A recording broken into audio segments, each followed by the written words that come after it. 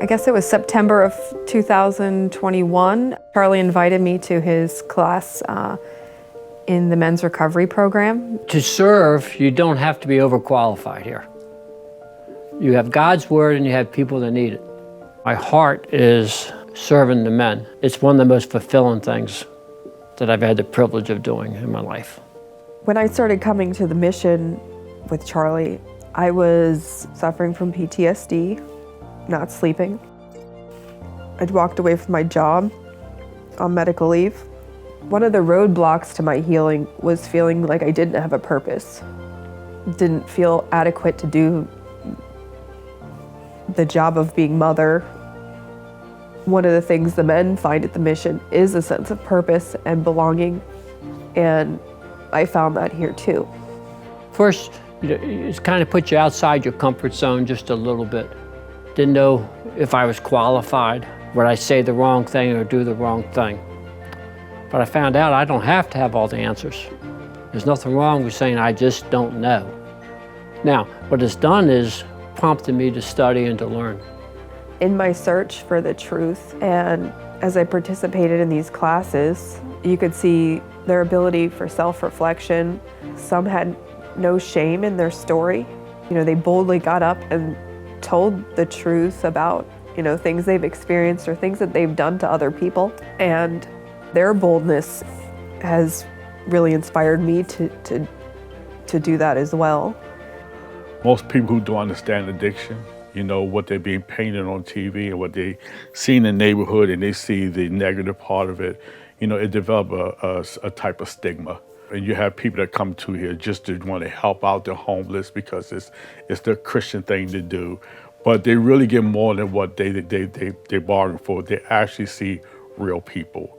They actually see real people who grew up in trauma, people or men who didn't have a father, men who grew up in foster homes all their life, so they never had that experience. When they come to a place like this or anything, they realize that their addiction or maybe their criminal life came from a life of brokenness, a life of hurting.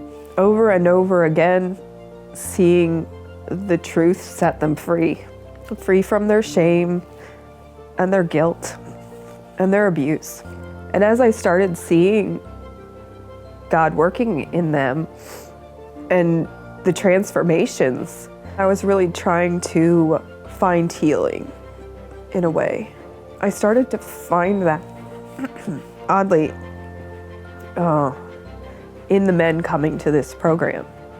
They get a chance to pour love into these guys, and they probably didn't expect that. They probably just come just to teach a class. But they see the opportunity that this is a human. This is one of God's creatures. This is one of God's children.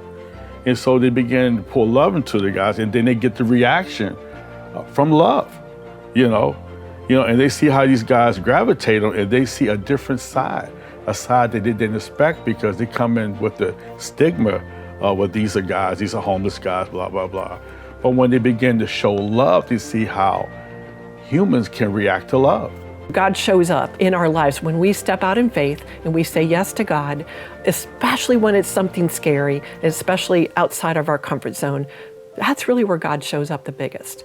And so I'm watching our volunteers, I'm watching those who step out in faith grow stronger in their faith, putting what they've heard at church into practice here, right? And then when you do that, you can't help but increase your faith. Even at your worst,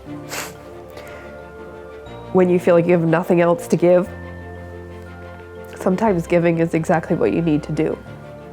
And, we were put here to love others and disciple others. And I really feel like when you follow your purpose in that's where your joy is found.